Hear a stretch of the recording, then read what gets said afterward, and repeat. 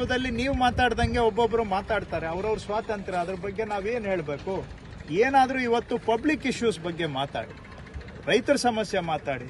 ಈಗ ಏನಾಗ್ತಾ ಇದೆ, ನಮ್ಮ ಮೇಕೆದಾಟು ನೀರು ಇವತ್ತು ಸುಪ್ರೀಂ ಕೋರ್ಟ್ನಲ್ಲಿ ತಮಿಳುನಾಡ್ದು ಅರ್ಜಿ ವಜಾ ಆಗಿದೆ. ಕೇಂದ್ರ ಸರ್ಕಾರದವರು ಕೂಡಲೇ ನಮಗೆ ಮೇಕೆದಾಟಿನಲ್ಲಿ ಅಣೆಕಟ್ಟೆ ಕಟ್ಟೋದಕ್ಕೆ ಅವಕಾಶ ಕೊಡಬೇಕು, ಕೊಡ್ತಾ ಇಲ್ಲ. ಹಾಗಾದ್ರೆ ನಿಮ್ಮ ಉದ್ದೇಶ ಏನು? ಆ ಇಶ್ಯೂನ ಮುಚ್ಚಾಕಿ ಕೇಂದ್ರ ಸರ್ಕಾರವನ್ನ ರಕ್ಷಣೆ ಮಾಡೋದು ನಿಮ್ಮ ಉದ್ದೇಶನಾ? ಅದ್ರ ಬಗ್ಗೆ ಯಾಕೆ ಚರ್ಚೆ ಆಗ್ತಾ ಇಲ್ಲ ಇವತ್ತು? ಯಾಕೆ ಕೇಂದ್ರ ಸರ್ಕಾರದವರು ಮೇಕೆದಾಟು ವಿಷಯದಲ್ಲಿ ಕರ್ನಾಟಕಕ್ಕೆ ಅನ್ಯಾಯ ಮಾಡ್ತಾ ಇದ್ದಾರೆ? ಇದ್ರ ಬಗ್ಗೆ ಯಾಕೆ ಚರ್ಚೆ ಆಗ್ತಾ ಇಲ್ಲ? ಮಹದಾಯಿಗೆ ನಾವು ಅಲ್ಲಿ ನೀರನ್ನ ಎತ್ತುವಳಿ ಮಾಡೋದಕ್ಕೆ ಅರ್ಜಿ ಕೊಟ್ಟಿದ್ದು 2019ರಲ್ಲಿ ಅರ್ಜಿ ಕೊಟ್ಟಿದ್ದೇವೆ. 2019 ನ್ಯಾಯಾಲಯದಲ್ಲಿ ತೀರ್ಪು ಬಂದಿದೆ. ಬರೀ ಒಂದು ಎನ್ವೈರನ್ಮೆಂಟಲ್ ಕ್ಲಿಯರೆನ್ಸ್ಗೋಸ್ಕರ ಕೇಂದ್ರ ಸರ್ಕಾರದವರು 2019ರಿಂದ ಇವತ್ತವರೆಗೂ ಪೆಂಡಿಂಗ್ ಇಟ್ಕೊಂಡು ಕರ್ನಾಟಕಕ್ಕೆ ಅನ್ಯಾಯ ಮಾಡ್ತಾ ಇದ್ದಾರೆ. ಇದ್ರ ಬಗ್ಗೆ ಯಾಕೆ ಚರ್ಚೆ ಮಾಡೋದಿಲ್ಲ ಮಾಧ್ಯಮದಲ್ಲಿ? ಇದು ರಾಜ್ಯದ ಅನ್ನದ ವಿಷಯ ಹೌದಾ ಇಲ್ವಾ? ಜನಗಳ ಜೀವನದ ವಿಷಯ ಹೌದಾ ಇಲ್ವಾ? ಇದು ಯಾಕೆ ಚರ್ಚೆ ಮಾಡೋದಿಲ್ಲ?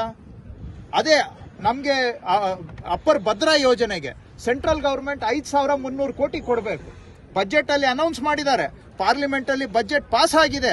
5,300 ಕೋಟಿಯಲ್ಲಿ 53 ಪೈಸಾ ಬಂದಿಲ್ಲ ರಾಜ್ಯಕ್ಕೆ. ಇದ್ರ ಬಗ್ಗೆ ಯಾಕೆ ಚರ್ಚೆ ಆಗೋದಿಲ್ಲ? ಈ ತರದ್ದು ನಮ್ಮ ರಾಜ್ಯದ ಹೊಟ್ಟೆಪಾಡಿನ ವಿಷಯಗಳನ್ನ ಚರ್ಚೆ ಮಾಡೋದು ಬಿಟ್ಟು ಕೇಂದ್ರ ಸರ್ಕಾರ ವ್ಯವಸ್ಥಿತವಾಗಿ ಕರ್ನಾಟಕವನ್ನ ತುಳಿತಾ ಇದೆ, ಅನ್ಯಾಯ ಮಾಡ್ತಾ ಇದೆ. ಇದನ್ನ ಎಲ್ಲೋ ಒಂದು ಕಡೆ ಬಚ್ಚಿಡೋದಕ್ಕೋಸ್ಕರ ಇಶ್ಯೂಗಳನ್ನ ಡೈವರ್ಟ್ ಮಾಡಿ, ಜನಗಳ ಅಟೆನ್ಷನ್ ಅನ್ನ ಡೈವರ್ಟ್ ಮಾಡಿ, ನಿಜವಾದಂತಹ ಹೊಟ್ಟೆಪಾಡಿನ ವಿಷಯಗಳನ್ನ ಅವಾಯ್ಡ್ ಮಾಡೋದಕ್ಕೋಸ್ಕರ ಈ ಚರ್ಚೆಗಳು ಆಗ್ತಾ ಇದೆಯಾ? ಇವತ್ತು ಮೆಕ್ಕೆಜೋಳ ಬೆಲೆ ಕುಸಿದಿದೆ. ಕೇಂದ್ರ ಸರ್ಕಾರದವರು MSP ಘೋಷಣೆ ಮಾಡಿದ್ದಾರೆ. ಯಾಕೆ MSP ಪ್ರಕಾರ ಪ್ರೊಕ್ಯೂರ್ಮೆಂಟ್ಗೆ ಪರ್ಮಿಷನ್ ಕೊಡ್ತಾ ಇಲ್ಲ? ಯಾಕೆ ಕೊಡ್ತಾ ಇಲ್ಲ? ಕರ್ನಾಟಕಕ್ಕೆ ಬರ್ತಾರೆ, 101 ಸುಳ್ಳು ಹೇಳ್ಬಿಟ್ಟು ಹೋಗ್ತಾರೆ. MSP ಘೋಷಣೆ ಮಾಡಿರೋದು ಯಾರು? ಮೆಕ್ಕೆಜೋಳಕ್ಕೆ ಸೆಂಟ್ರಲ್ ಗವರ್ಮೆಂಟ್ MSP ಘೋಷಣೆ ಮಾಡಿದ್ದಾರೆ. MSP ಘೋಷಣೆ ಮಾಡಿದ ಮೇಲೆ ಅನುಷ್ಠಾನ ಯಾರು ಮಾಡಬೇಕು? MSP ಅನ್ನ ಸೆಂಟ್ರಲ್ ಗವರ್ಮೆಂಟ್ ಮಾಡಬೇಕು. ಇವತ್ತು ಕರ್ನಾಟಕದವರು ನಾವು ಪ್ರೊಕ್ಯೂರ್ ಮಾಡ್ಲಿಕ್ಕೆ ಕೇಳಿದ್ರೆ ಪ್ರೊಕ್ಯೂರ್ಮೆಂಟ್ಗೆ ಪರ್ಮಿಷನ್ ಕೊಡ್ತಾ ಇಲ್ಲ. ಇದು ರೈತರಿಗೆ ಅನ್ಯಾಯ ಅಲ್ವಾ? ಸಂಸದರಿಗೂ ಬಿಜೆಪಿ ಸಂಸದರು ವೈಫಲ್ಯ ಕಾಣಿಸುತ್ತೆ.